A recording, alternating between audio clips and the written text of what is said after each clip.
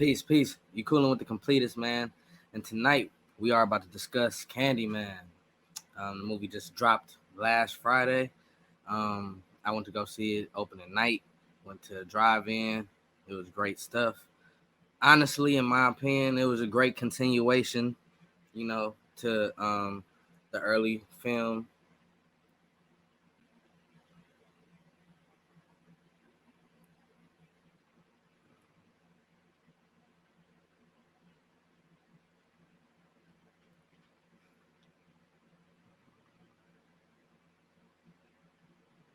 Sorry about that. Trying to get this recording together.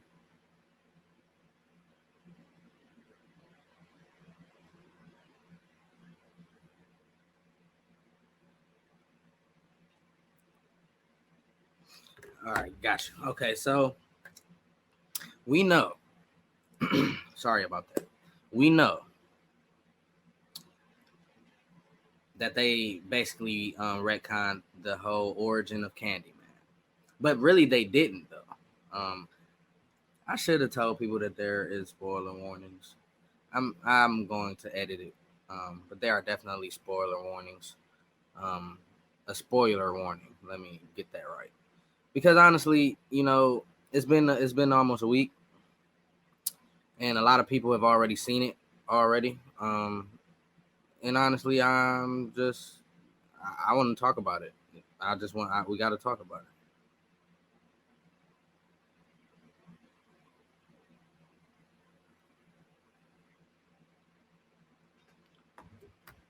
All right. So, first of all, I want to say great job and congratulations for real to Nia Acosta and Jordan Peele. They did a good job. Of course, some people don't like it and they had their problems with it. Of course, that's just how life goes. But if we being honest, if we're talking about horror films and slashers, and even talking about remakes or just continuations of films like Halloween and Friday the 13th and Nightmare on Elm Street, just think about all the slasher films, right? If you think about all of the films that have came out recently, for all of the films that I've named, the only one that has been anywhere near appealing has been Halloween. And even that has been losing its flame. Candyman has, just think about the original Candyman. Just think about the original lore, you know what I'm saying, and the original trilogy. Just think about that. And think about how it impacted, society and, the film industry as a whole. We always, got like this. We always got the shitty end of the stick. Think about it. We always got the shitty end of the stick, especially in horror films. There was always the stereotype: black people die first, or we die the worst, or whatever the case may be, right? But then we get Candyman, and yeah, there is, it is a spoken and unspoken thing in the community, and in the projects. You know what I'm saying, to not say Candyman's name. Everybody in the hood know this. You feel me? Except for newcomers or whatever the case may be. But his inception, his origin was created, out of hatred. You feel what I'm saying? He was created out of hatred. And then he terrorized that area where his ashes were thrown for centuries.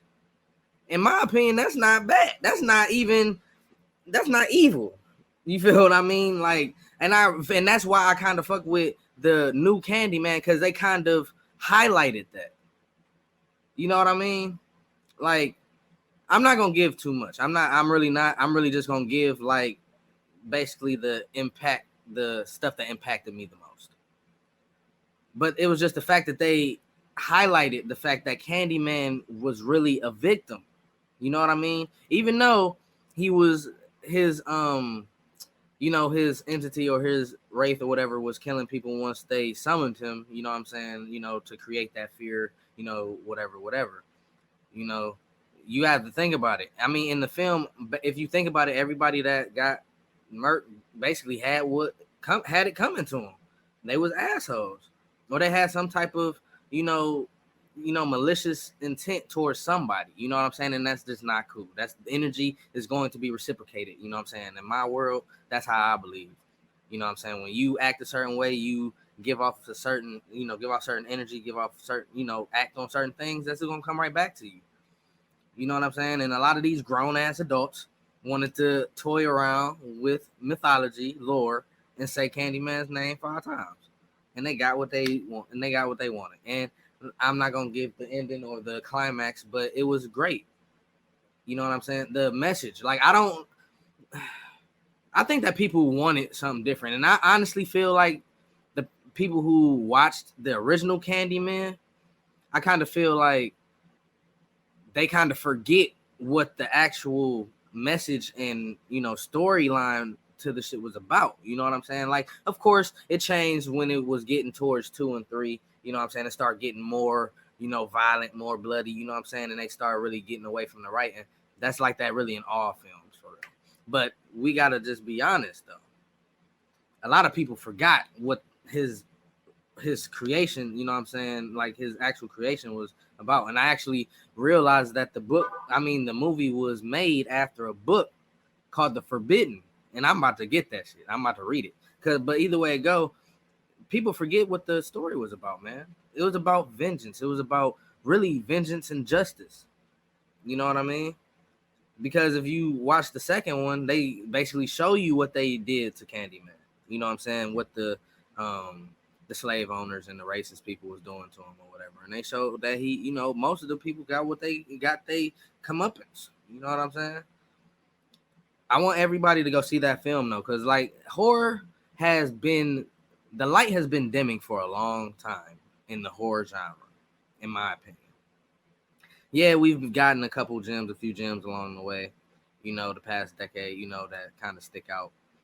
But when it comes to slasher films, and just slasher content, period. Besides, I made the episode about Fear Street, you know what I mean, on my podcast, how that was some of the greatest slasher shit I've seen in years. But when it comes to storytelling, relatability, the acting was good, the casting was good. Like, it wasn't a film that's gonna make you jump out your damn seat. That's not really what it's about. You know what I'm saying? It's really like a gory film. You know what I'm saying? They really want you to feel, you know what I'm saying, the action. They want you to feel the story, and that's what a slasher film really is supposed to be about. It's supposed to be about that depth, that imagination. You know what I'm saying? Just imagining and feeling what everybody is feeling, even feeling how the murderer or the killer is feeling. You know what I'm saying? They just want to give you that, I guess that sensation, I guess. But either way, they gave us that in this film, in my opinion. The like I said, the casting was great, the directing was great.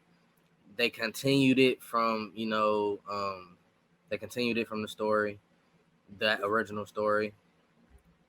They changed his origin up a little bit, but it wasn't bad, in my opinion. But they, like I said, they really didn't change his origin. They like added to it. You know what I mean? Saying that everybody that becomes a victim, some people that becomes victims to racism, you know what I mean, they take on that mantle as Candyman. You know what I'm saying? And you know what I mean? And it's always an innocent person, though. It's always an innocent person that becomes Candyman and gets killed by that white supremacist, you know what I'm saying, entity, in whichever form it is, in whichever era. And that's why I kind of feel like, damn, that shit is dope. I mean, how can you be mad at it? Can you really think, besides Tales from the Hood,